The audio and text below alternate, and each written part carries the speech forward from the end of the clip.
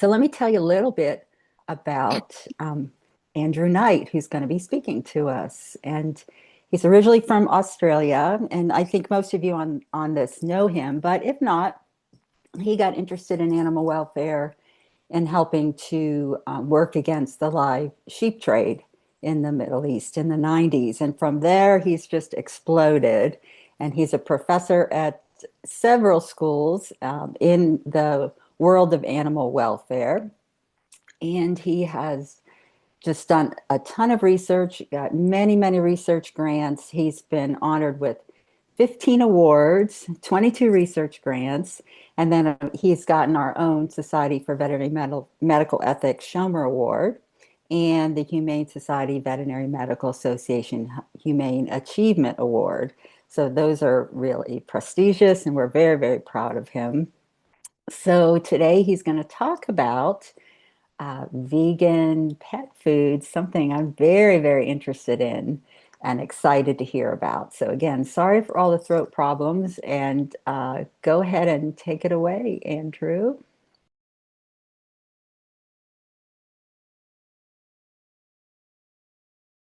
Yes, there we go. Thank you very much for that very kind introduction. And I appreciate you giving me cover for any technical problems I might have with some of your own. So not all the attention will be on me. I'm sure that was deliberate, and thank you very much indeed. Um, so I'm going to bring up my presentation.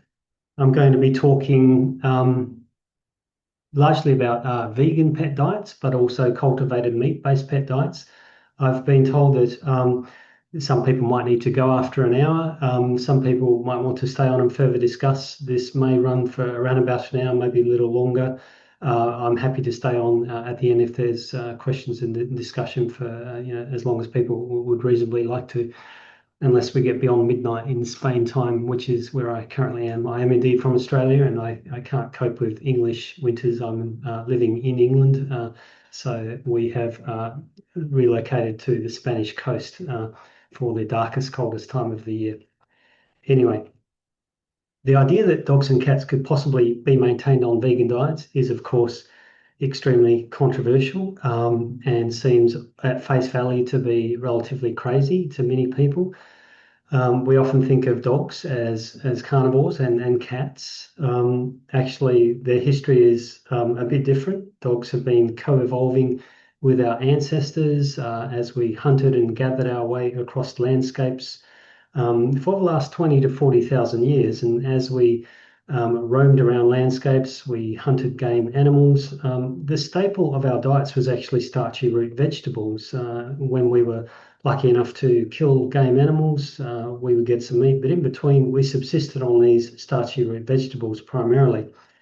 We were followed around the landscapes by wolf packs who were hoping to scavenge and get some scraps from our settlements.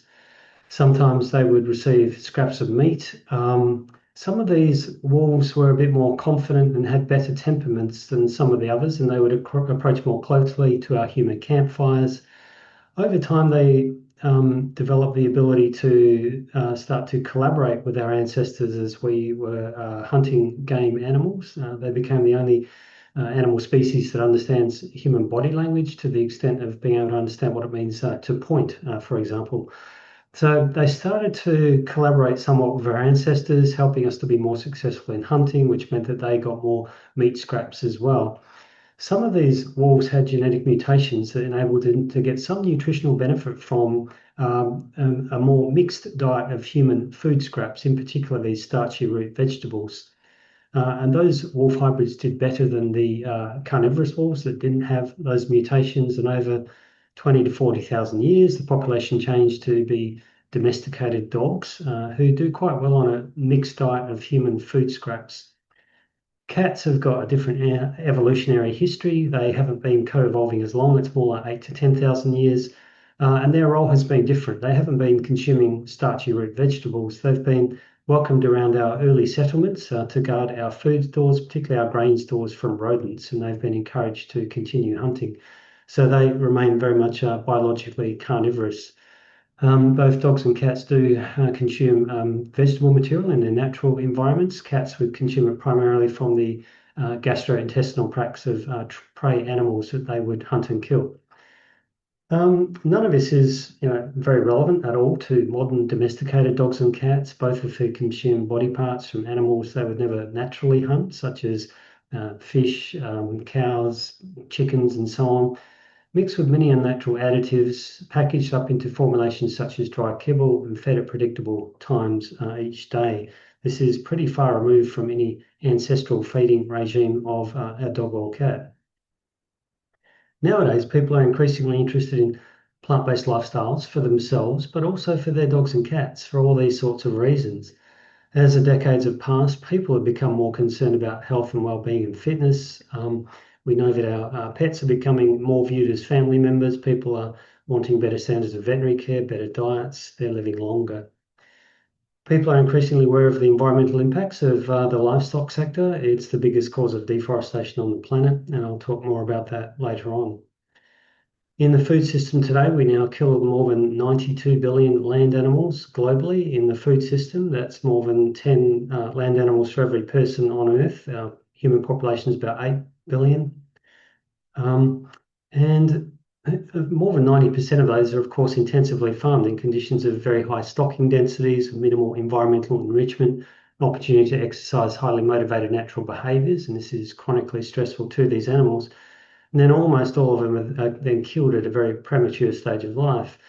And death absolutely is an animal welfare issue. This has both animal welfare and ethical implications.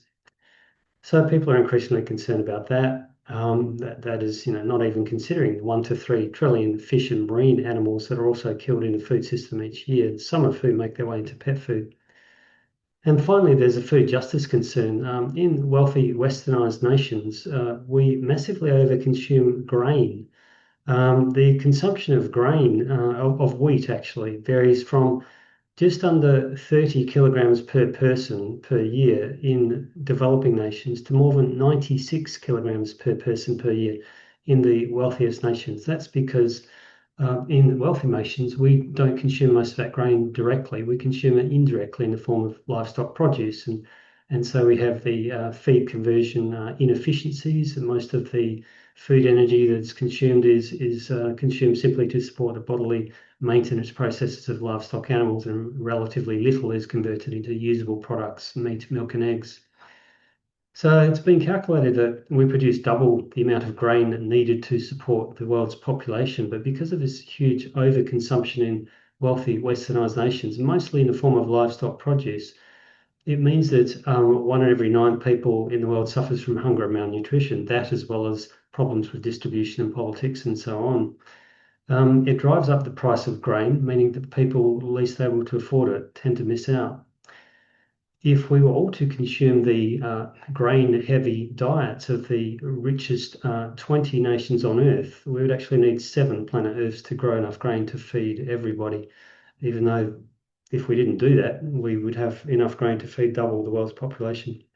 So there is this consideration as well. So because of these, people are increasingly looking at alternatives to meat, milk, and eggs for themselves, but more so for their pets as well.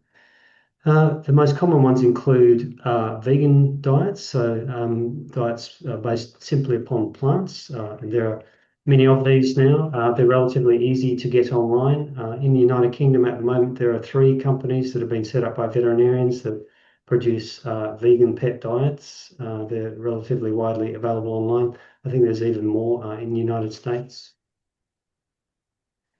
We have cultivated meat. The first laboratory-grown meat pet food diets became available in March of this year.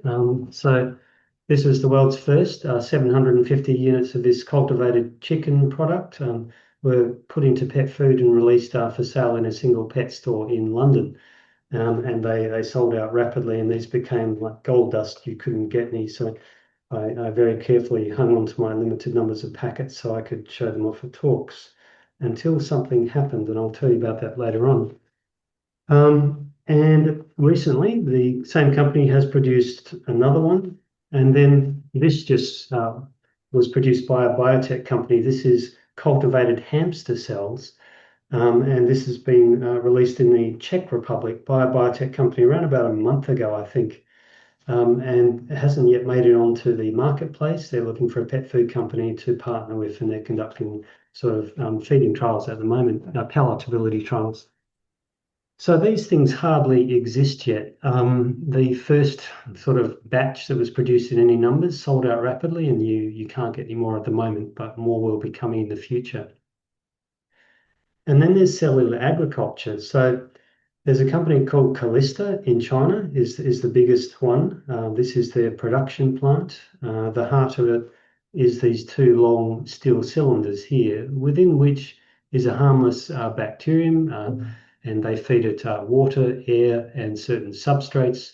And the outputs is protein powder directly. So this is probably the most efficient way of producing food so far, requires relatively little land, water, and other inputs, and this may play a big role in the future of food, in the future of food. This has been put into pet food for the first time also here towards the end of February this year by a German company called Marsavet, and it's now also available in the United Kingdom. Unlike the cultivated meat-based products, this particular facility is already able to produce tens of thousands of litres of product per year, so that's commercial volumes. A cultivated meat-based facility was just licensed in the US that should have a similar capacity, but hasn't been built yet. So this is just sort of starting to come onto the marketplace. And here's another example of cultivated microorganisms. Omega-3 is an important dietary supplement for some pets and people. It's normally obtained from fish. Fish get it from eating microalgae. So this company, MyAlgae in Scotland, has decided to grow the microalgae directly in these fermentation vats. And in this case, the organic input that's being used to feed them is actually offcuts from whiskey production, being Scotland. So it's environmentally friendly in that way as well. Of all of these, the fermented microorganisms, the cultivated meat, hardly exists yet. Vegan pet food based on plants is relatively well established. It's fairly easy to get in many regions of the world, online at least, if not in stores. As you can see, the sector is growing very fast, nearly tripling in value over a recent 14-year period, expected to more than double again in the next decade or so. The general pet food market is growing fairly quickly due to increasing pet ownership globally, but the vegan pet food market is growing even more quickly. What evidence was there, though, about the health of dogs and cats maintained on vegan diets? Until recently, there wasn't very much. This was about the first study published by veterinarian Lorelei Wakefield, who's a colleague of mine. She's a US vet in JAVMA, and this is in 2006. And essentially, they looked at 34 cats maintained on vegetarian diets. They were all vegan except for 3 of them that were partly maintained on table scraps, and 52 cats on meat-based diets for at least 1 year. And the table simply tells us that there were no significant differences in age, sex, body condition, housing, perceived health status, most cats being described by their guardians as healthy or generally healthy. And then there was a study on dogs published in the British Journal of Nutrition in 2009, and this was sprint racing sled dogs. And it's hard to imagine, I think, dogs with higher metabolic demands really than dogs that have to pull sleds through snow, sometimes deep snow, for days and sometimes weeks on end under racing conditions. This is pretty extreme. So they looked at 12 sprint racing Siberian Huskies, fed either a commercial diet for active dogs or a meat feed diet with the same nutrient specifications as much as possible. Wasn't clear whether it's vegetarian or vegan. It was the only nutrient intake for 4 months, including 10 weeks of competitive racing, blood samples at beginning, end, and throughout, and veterinary checks likewise. Hematology results for all dogs were normal. There was an increased red blood cell shift in a lot of them, which is also something we see with human athletes as a result of adaptation to sustained exercise. All dogs were assessed to be in excellent physical condition. So That's all we had initially. And then in, I think it was 2016, a PhD student of mine and I surveyed the field at the time to look at what evidence there was about nutritional soundness of these various diets. And there were 4 studies that had been published at that time looking at nutritional soundness, and we went and got additional data from one of the companies and published a review. And we also looked at the health information at that time. Our conclusion was that both dogs and cats could thrive on vegetarian or indeed vegan diets, but they do have to be nutritionally complete and reasonably balanced. Of course, dogs, cats, all species have requirements for specific sets of dietary nutrients, not ingredients. They're, of course, not the same thing. So that's all we had until very recently. In the last 4 years, the research in this field has kind of exploded. About 1/3 of it's been published by veterinarian Sarah Dodd, who's a board certified veterinary nutritional specialist and did a PhD in vegan pet food, as I did, but I'm not a nutritional specialist, I'm a welfare specialist. And her team at Guelph Veterinary School in Canada. Now, this is one of the studies that they published. They looked at cats fed plant-based diets, and they were found to have fewer gastrointestinal and liver disorders. This is a really common finding, by the way, across the studies. More ideal body condition scores, so they're less likely to be overweight and obese. That's also common. More owners of these cats reported them to be in very good health. Interestingly, they looked at how long previously owned cats had lived. I should have mentioned the numbers of these cats. Sorry, I'll just flip back. In total, I think there were 187 of these cats fed vegan diets out of 1,026 in total. So they also looked at previously owned cats, which was different numbers, and they found that cats fed vegan diets, indicated by PB or plant-based in this study, but they were vegan, are indicated by the green curve. They seem to be living longer than cats fed the meat-based or the mixed diets, indicated by the other 2 curves. In this case, the difference wasn't statistically significant, so it could have been random variation in the sample. Do remember this curve though, because I'm going to show you a similar one regarding dogs later on that's particularly interesting. To ascertain how many pet guardians would realistically be interested in these diets, they also surveyed more than 3,000, primarily Canadian and United States pet owners.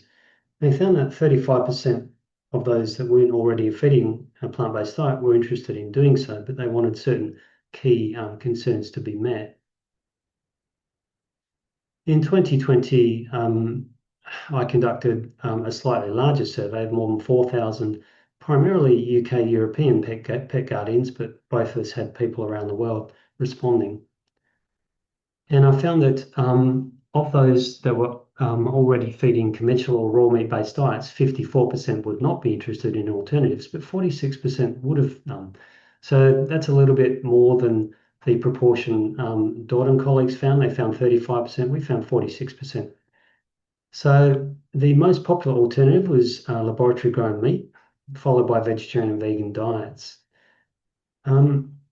We recently actually published the detailed analyses of these respondent answers and looked at how they varied for dog guardians and cat guardians based upon region, education level, income, age, sex, association of veterinary industry, and various other things. And there are a few interesting results that came out of that.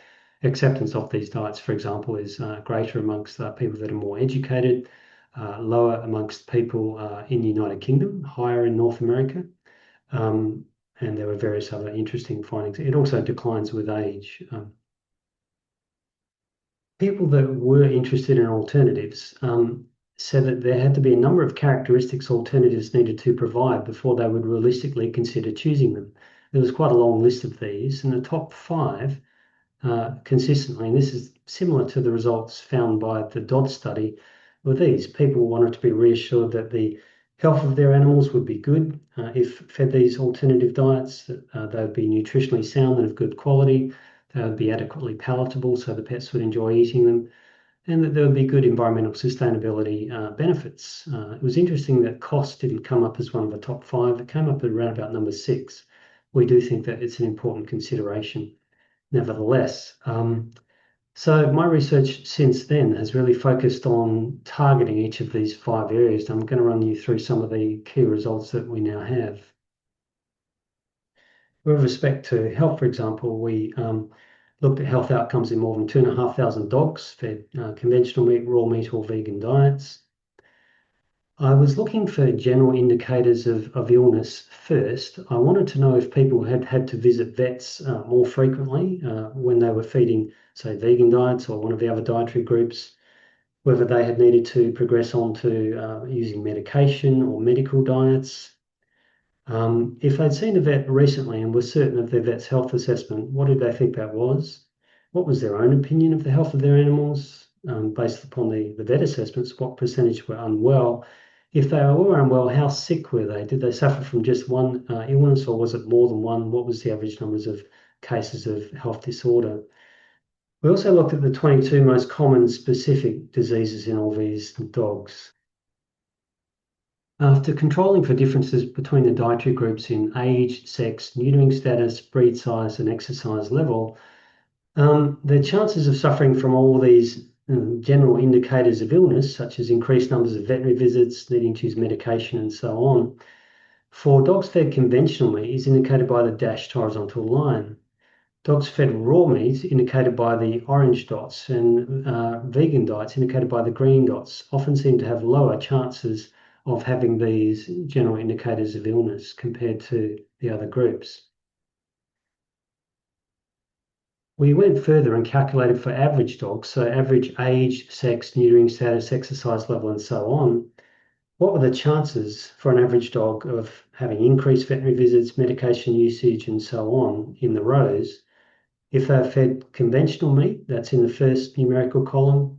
If they are fed vegan diets in the second column, and what was the reduction of the vegan diet in the third column? And the reductions varied from about 14% up to 51%, were pretty substantial across most of the categories. We did the same thing comparing these indicators of illness in dogs fed raw meat. And the numbers for raw meat diets are in the first numerical column, vegan diets in the second. Again, we had reductions in most of the categories. We did have increases in 2 of them. One of them related to dogs progressing onto a medical diet. And we thought that dogs fed raw meat were less likely to progress onto medical diets because these owners seem to be quite committed to feeding raw meat, and there don't seem to be any raw meat-based medical diets. So that probably explains why they weren't using medical diets. We also think that dogs feeding raw meat seem to be reluctant to visit vets for non-medical reasons.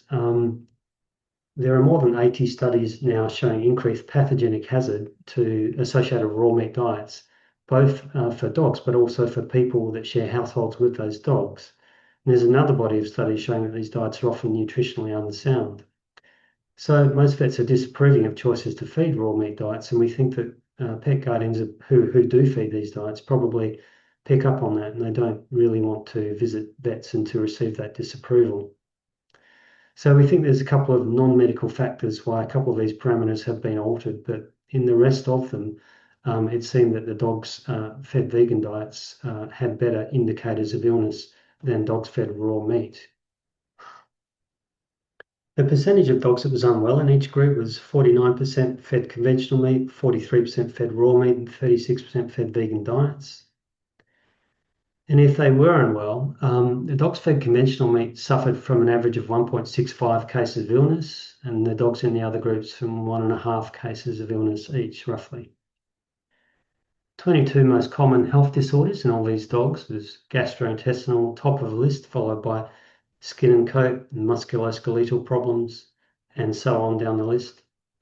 The chances of suffering from one of these disorders was highest when dogs were fed conventional meat for 11 out of 22, so for half of them. Highest when dogs were fed raw meat for 8 out of 22, and highest when dogs were fed vegan diets for 3 out of 22. So based on all of that, the clear trend was this, that the healthiest diets were actually nutritionally sound vegan diets. We published that in the journal, open access scientific journal PLOS One, to maximize accessibility. We didn't want this information to be limited to veterinary audiences. And a follow-up study after controlling for demographic differences between the groups as well. This attracted huge interest. There were more than 400 press stories around the world on this because it's opposite to what so many of us expect. We think of these animals as carnivores and don't expect an outcome like this. This is a feature article in New Scientist in 2022 on this, and there were more than 1,000 comments on the Channel 9 news website in Australia in the first 24 hours. So a lot of attention, but actually not as exciting in my view as this study by the other main research group, which is Dodd and colleagues from Guelph Veterinary School. So in her study, they looked at nearly 1,200 dogs, including 357 fed solely vegan diets for 3 years on average. The vegan dogs were more likely to be very good health, less likely to suffer from gastrointestinal liver disorders, so same as they found in the cats and a common finding so far. For some reason, less likely to suffer from ocular disorders as well. I don't know why that is. It's anomalous. But here's where it gets really exciting. We had another one of these life expectancy curves. So this was 1,201 previously owned dogs. Once again, it looked like the vegan dogs were living longer than the meat-based or mixed diet groups. With the cats, this difference wasn't statistically significant, but with the dogs, it was. So this is almost certainly a true biological difference, and very low chance that this is just random sampling variation. The difference is 1.5 years longer. The dogs fed vegan diets were living an average of 14.1 compared to 12.6 years. And sometimes we think of a rule of thumb whereby 1 year of a dog life is equivalent to roughly 7 years of human life. Of course, it varies widely with breed size and so on. If that were true, this would mean that these dogs were getting the equivalent of just over an extra decade of life, which is really significant. The other thing that seems to be going on is that across all of the studies in this field, and there's now 11 studies looking at health outcomes in dogs fed vegan and vegetarian diets, there's a couple of health benefits that seem to be consistent. In most respects, there are no significant difference in health outcomes, but there are in a couple. One seems to relate to not consuming animal-sourced allergens in the diet. 80% of dietary allergens in dogs seem to be animal-sourced. Dogs that have allergic or responses or dietary sensitivities seem to have a reduction in gastrointestinal problems, itchy skin, and itchy ear canals. And this is a consistent finding. As we know, these conditions significantly impede quality of life. They're uncomfortable for many dogs. The second consistent benefit seems to be that dogs that are overweight and obese seem to slim down and achieve a normal body weight. There are also consistent improvements in mobility and reduction in musculoskeletal problems. I suspect all those things are linked. So I don't really know why that should occur just because of a vegan diet. It seems clear that they must be less dense in calories, I suppose, than meat-based diets normally are. But whatever the reason, that seems to be the outcome. Oddly, the dogs that have normal body weights don't seem to be becoming underweight. That hasn't been a finding, and I don't know why this is. I can just tell you what the results show. Most of these studies have actually been surveys of people, which are not fully reliable, but not all of them. This was a study that was produced by Western University of Health Sciences in Pomona, in California. They studied about, I think, 31 dogs. It was a crossover study, fed meat and then vegan diets, and they looked at lots of clinical parameters as well, blood nutrient levels, biomarkers of organ health, veterinary clinical examinations, x-rays looking at bone density, clinical histories, and so on. And they found similar benefits as to those I've described. Across the field, there are now 12 studies, 10 of which are published, and 2 of which are veterinary student master's theses, as well as 1 systematic review that have looked at health outcomes in dogs on vegan or vegetarian diets. If you want to have a look at them, you can find them on the sustainablepetfood.info under the health tab. You'll find a short summary of each of these, about one paragraph linking through to the full text study. They're all freely available on the internet. 11 out of 12 demonstrate equivalent or superior health outcomes when vegetarian and vegan diets. Only one doesn't. That's the oldest, smallest study with the least realistic study conditions. So it seems clear that the weight of evidence in this field overwhelmingly supports the use of these diets. And there's always a but. I always say but. The diets do need to be carefully manufactured to make sure that they are nutritionally sound. What about cats? We did a similar study looking at cats, more than 1,300 fed either meat-based or vegan. The numbers were smaller, so this time we didn't split them up into conventional meat and raw meat. We just had a meat-based group. We looked at the same 7 general indicators of illness across the x-axis. This time we controlled for differences in dietary groups between age, sex, neutering status, and also location, whether they were outdoors and indoors and so on. Cats fed meat-based diets. The chances of these indicators of illness is indicated by the dashed horizontal line. For vegan diets, it was in every case lower than the meat-based diets, but the 95% confidence intervals indicated by the whiskers, which is what we call these bars sometimes, cross the dashed horizontal line, telling us that none of these differences individually are statistically significant, but collectively they do constitute quite a strong trend. We did the same thing in terms of working out for average cats, average age, sex, neutering status, and so on. What were the chances of all these indicators of illness if they are fed meat-based diets, vegan diets, and then what the reduction was on the vegan diet? The reductions varied from 4% up to 55% and were significant in, or substantial, I should say, in quite a number of these cases. The chance of being unwell was 42% when cats were fed meat-based diets and just over a third when they were fed vegan diets. And if they were unwell, meat-based cats suffer from an average of 1.6 illnesses, vegan cats from 1.3 illnesses on average. The most common, 22 most common specific health disorders or affected bodily systems were slightly different in cats than dogs. For cats, we had dental and oral at the top of the list, followed by body weight and so on. Chances of suffering from one of these 22 was highest when cats were fed meat-based diets for 2/3 of them, highest when cats were fed vegan diets for 1/3 of them. Almost none of these differences were statistically significant, but that's what we found in our sample.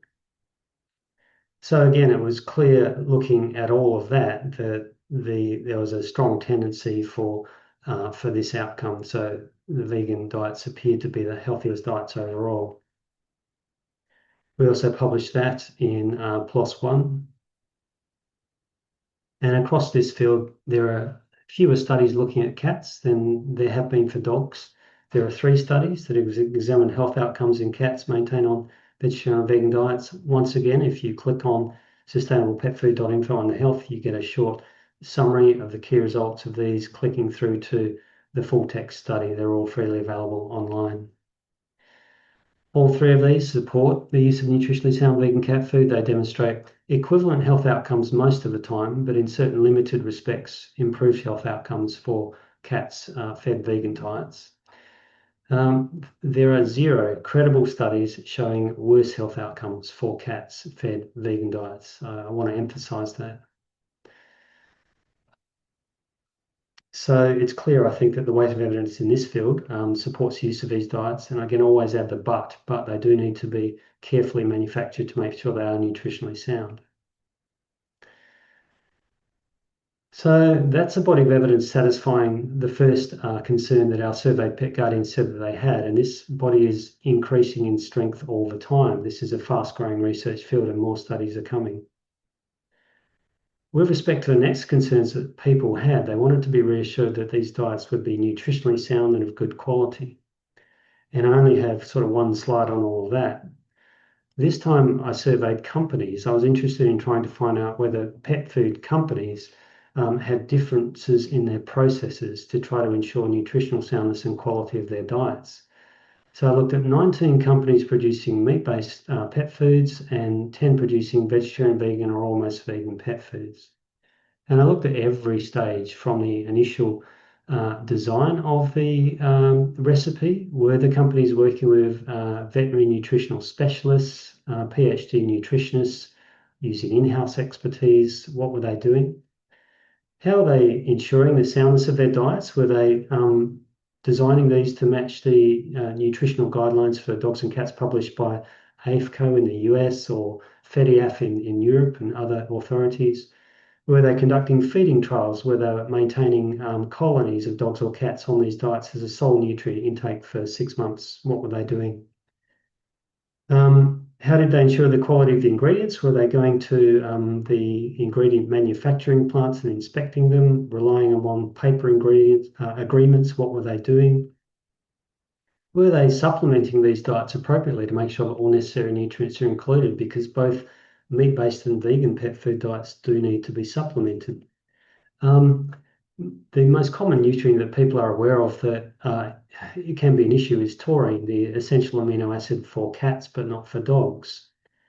It was found in the 1960s that cats consuming meat-based pet food, meat-based cat food, were suffering from taurine deficiency, and this shouldn't have been occurring because taurine occurs in meat, and it's where cat gets taurine from.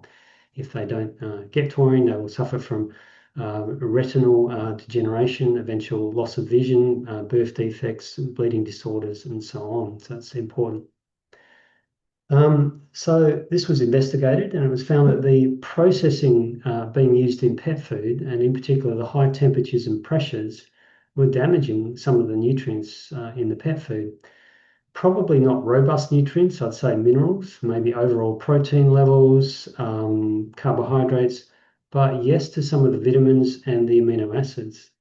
They're losing some of their biological activity. A lot of their activity seemed to be lost for the taurine. So the problem was solved by supplementing the meat-based cat food with synthetic taurine after processing. And the same synthetic taurine is now added into vegan pet food.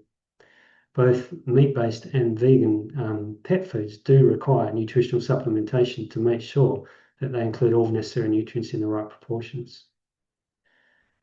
It's possible to get this right and get it wrong for either group, but there's no theoretical reason why this can't be done for vegan diets, and indeed it is done for many of them. So were the companies doing this properly? After having done that, what steps were they taking to preserve the quality of their diets and their nutrients? Were they using things like heat, cold, deoxygenation, antimicrobials, antifungals, along with flavorants and colorants? Some of these products end up in warehouses for prolonged periods. Were they monitoring for degradation of nutrient levels over time? For some of them might degrade and start to lose their biological activity. If they were degrading, were they oversupplying the right levels of nutrients to take account for this? And finally, did they have good protocols during storage and shipping to safeguard the quality of these diets?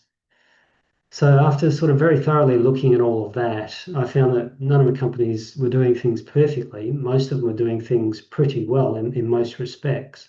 There were small areas in which they could all improve. If anything, the plant-based diets had the slight edge. They were doing things slightly better. And I thought that that was probably because these diets are newer and more controversial, and the companies were probably going the extra mile, taking extra care to try to ensure that these diets are nutritionally sound.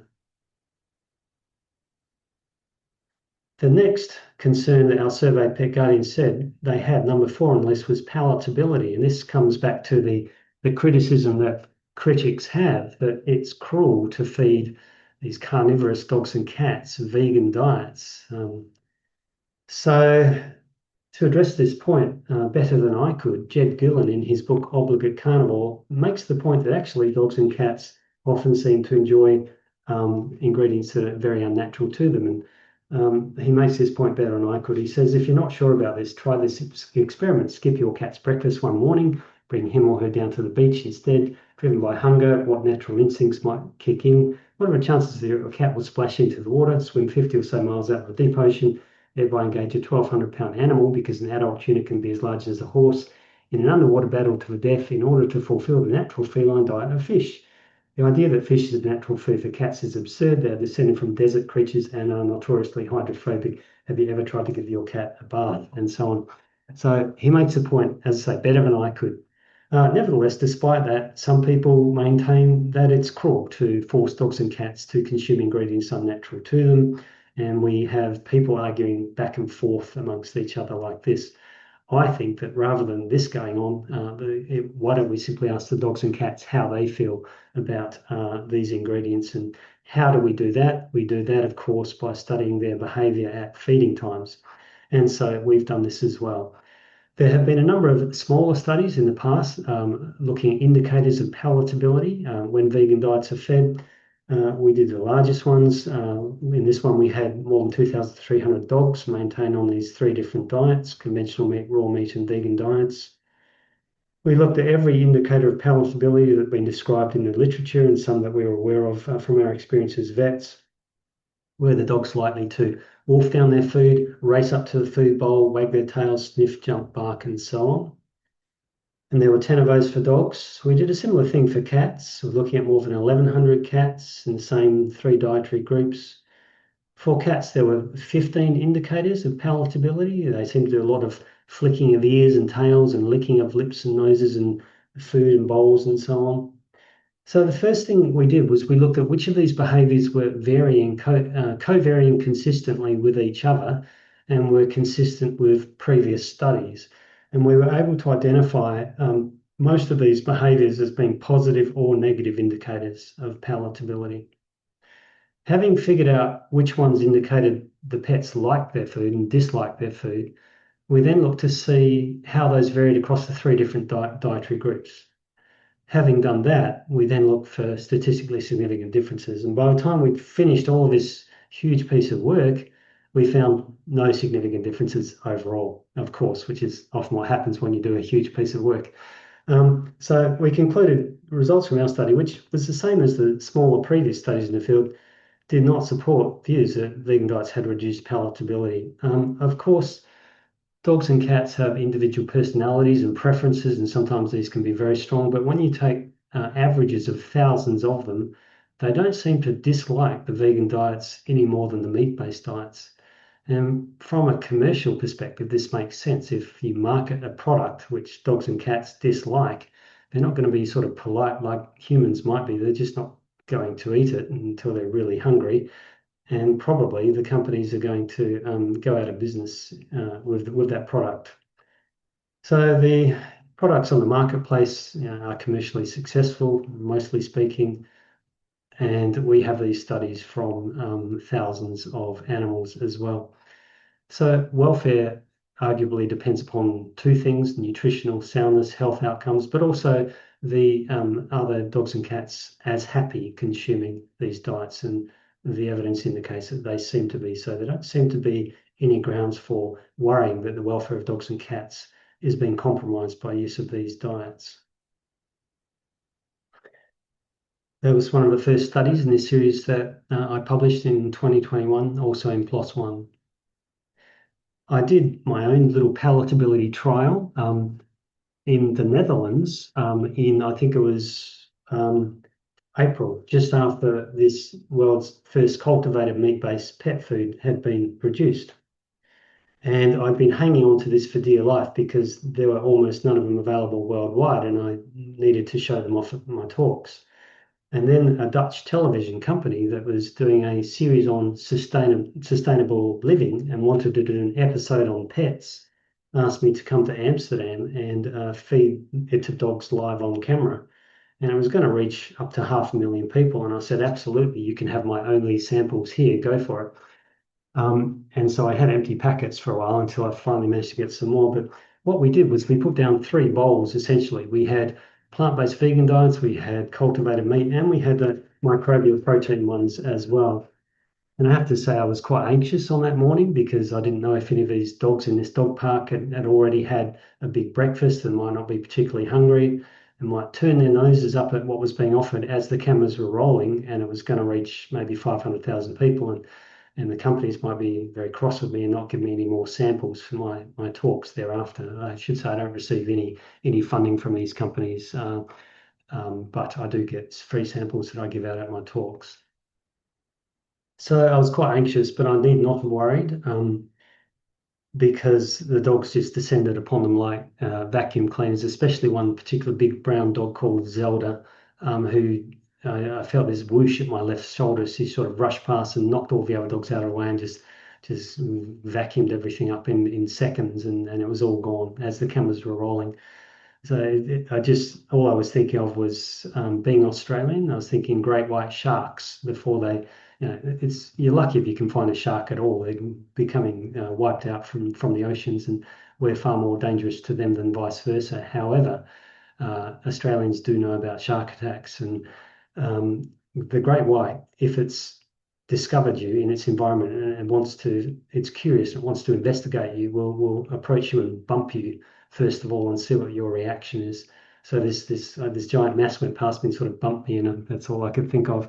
But the good news is that all the samples disappeared. There was no apparent difference that I could detect in palatability between them.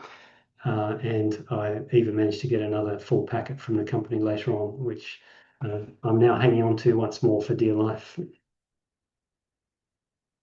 So that was my own little palatability trial.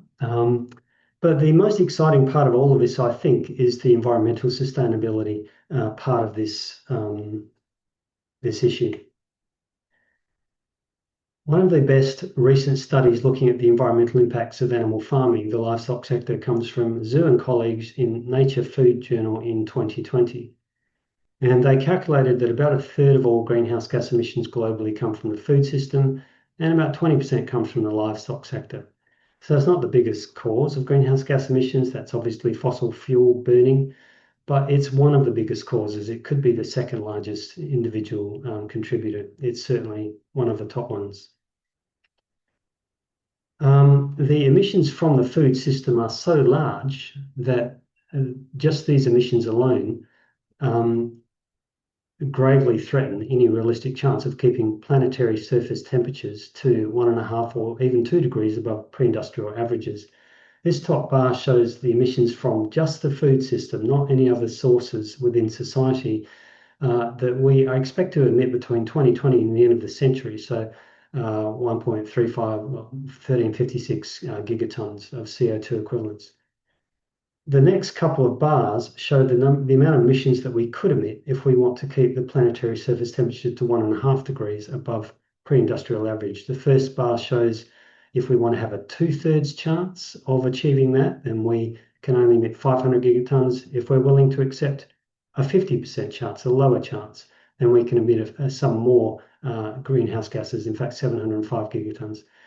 The emissions from the food system alone completely destroy any chance of achieving that. And they also gravely threaten any chance of achieving 2 degrees above pre-industrial averages. So there's no question that we have to address the food system if we're to have any realistic chance of keeping planetary surface temperatures to levels necessary to avoid severe climate change, and indeed positive feedback mechanisms being triggered, potentially causing runaway climate change as well.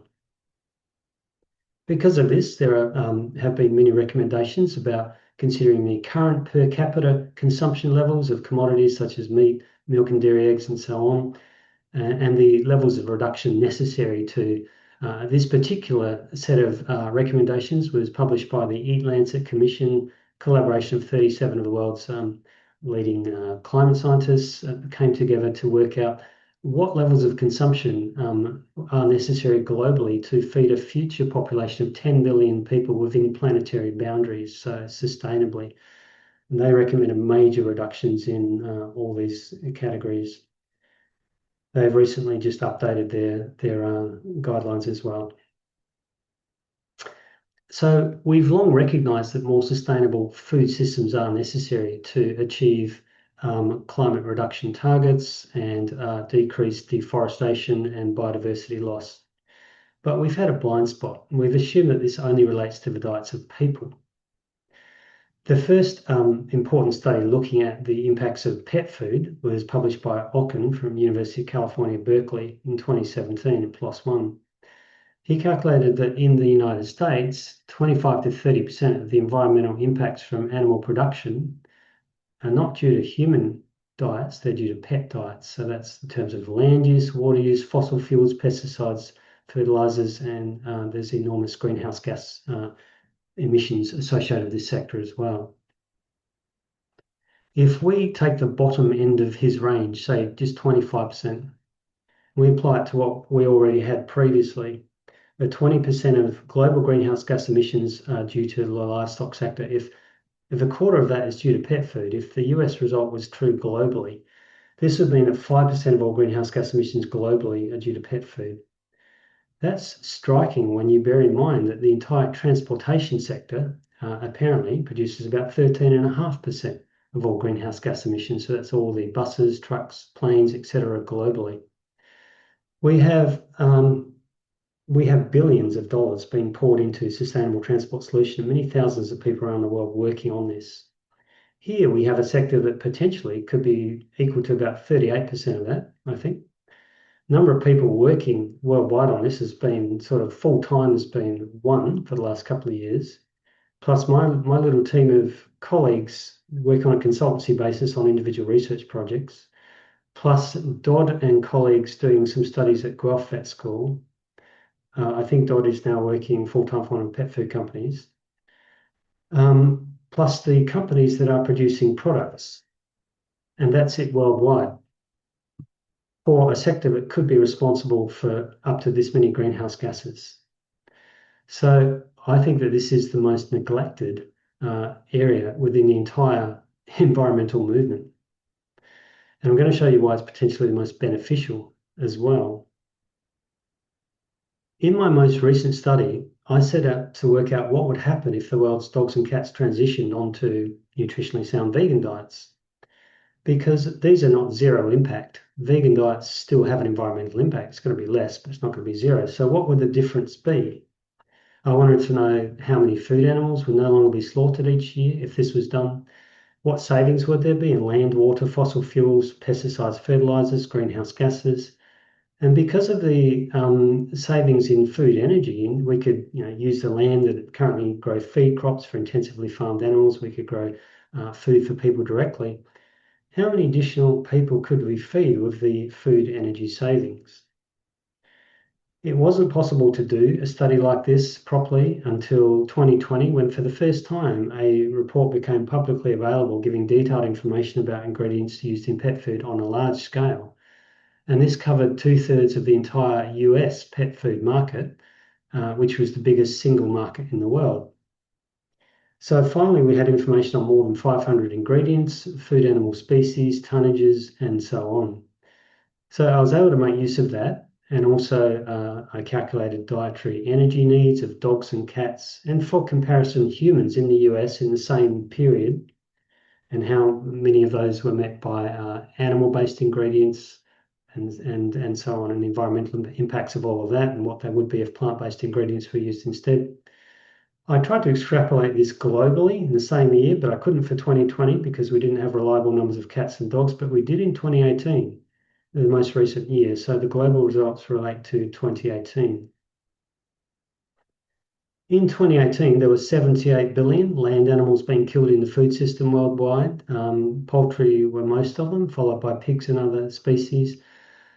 This is going up pretty rapidly. It's now more than 92 billion, and that's expected to continue over time.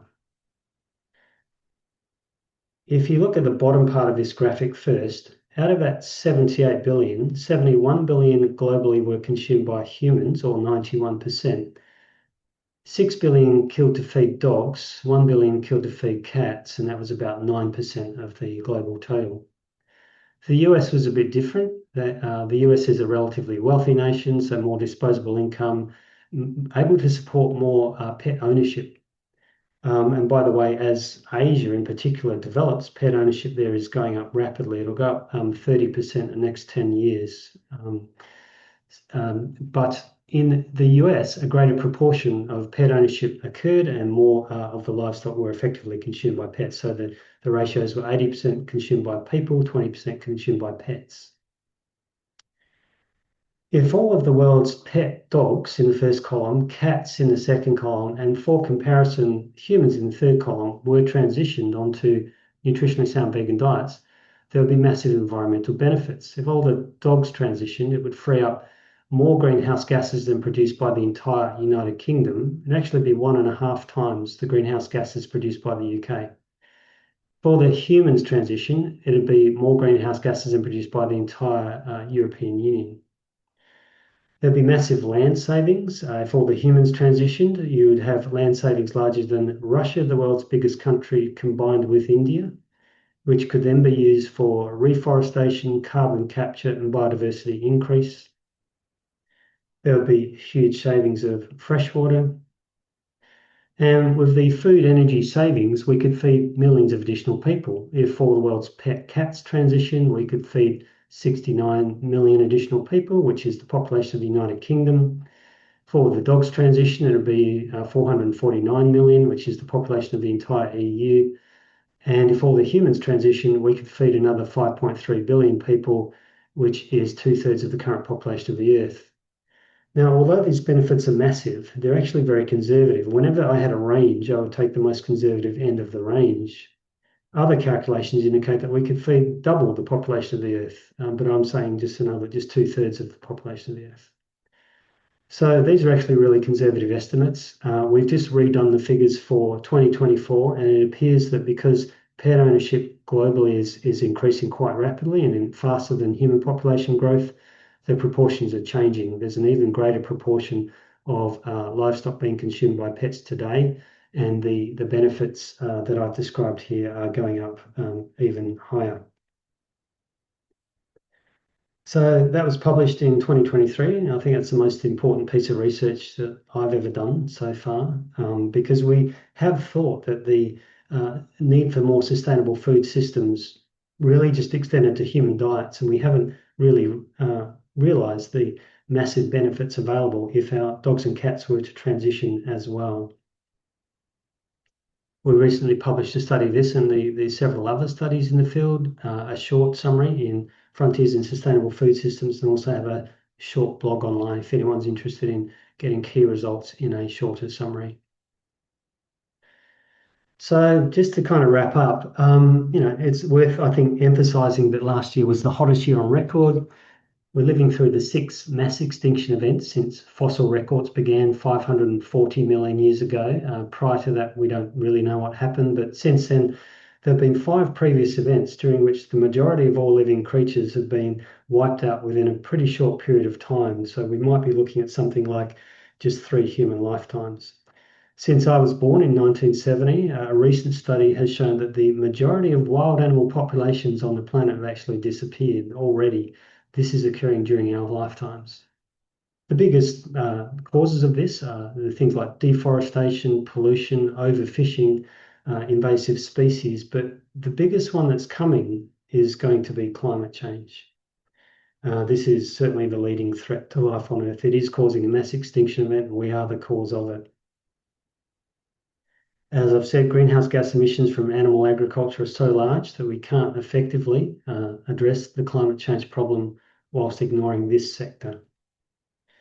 This was demonstrated during a recent systematic review that colleagues and I published, in which we looked at all solutions to the climate change problem that have been published within the scientific literature in the last 20 years, and we found more than 300 different studies. And as you would expect, there was a major foci on areas such as the need to use sustainable energy sources and address overconsumption, transportation systems, the built environment. But it was also very clear that we also need to be addressing the food system. And as my study and other recent studies have shown, that's not just the human food system. There have been studies in showing that if you are on a normal omnivorous diet and your dog is on a conventional meat-based commercial diet, if your dog is a medium or a large-sized dog, the biggest environmental footprint could actually be because of your dog's diet, not because of yours. So the recent studies are showing that this has been a completely overlooked area, but one we really need to be addressing. We published a short summary of that in Oxford Open Climate Change earlier this year as well. And then most recently at all, we had this really interesting study from Wedderburn Bishop showing that if consistent climate accounting and the most modern climate accounting methods were applied, consistently to livestock farming and fossil fuel burning and transportation and so on. The greenhouse gases emitted by livestock farming are not the biggest source annually, but they are actually the majority. They have caused the majority, about 53%, I think, of all greenhouse gases in the atmosphere today. Most of that actually comes from deforestation. The deforestation is primarily to grow feed crops to feed to intensively farmed livestock animals. And the next biggest cause is deforestation to create pasture for grazing animals. And then just at the start of COP about 2 weeks ago, some colleagues and I published yet another summary of all of this as well. This is calling for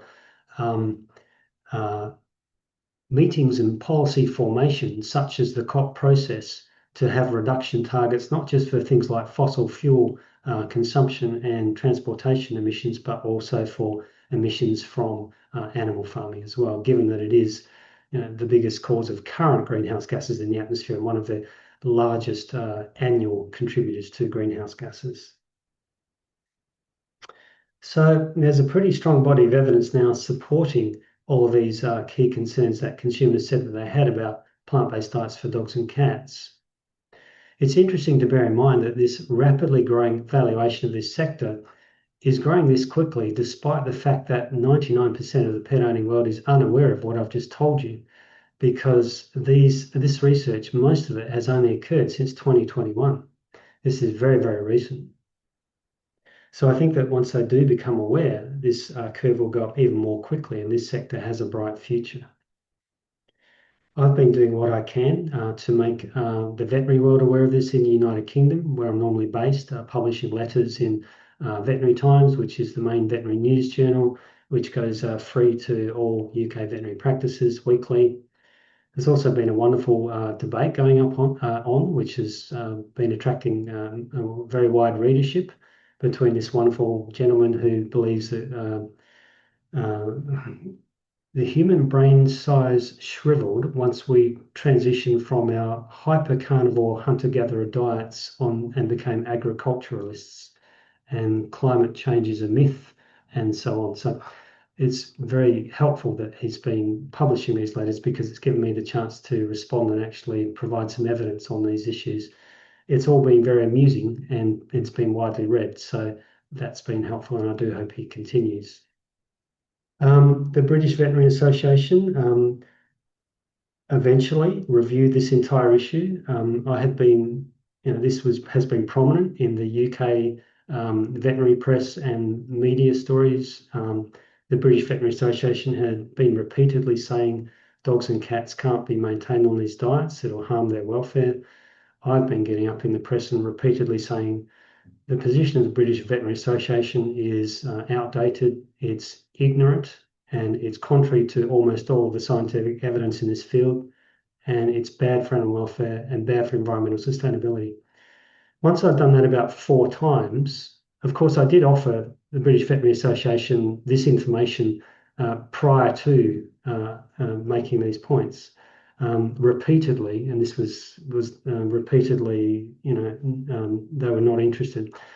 Once I eventually made these points enough times in public fora, they agreed to set up a committee and spent a year looking at the issue of vegan pet diets and other alternative diets, and ended up finally endorsing these diets, at least for dogs, recognizing that actually modern vegan diets are generally formulated to be nutritionally sound by commercial companies, and dogs do seem to have good health outcomes when maintained on them.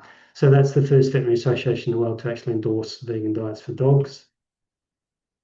The UK Pet Food Manufacturers Association, a trade body of more than 100 companies, that's nearly all the ones in the UK, updated their fact sheet on this issue a couple of years ago to also recognise that these are legitimate dietary choices for dogs and cats, with the big but. I always add the but. They do need to be properly formulated by good companies to make sure that they are nutritionally sound.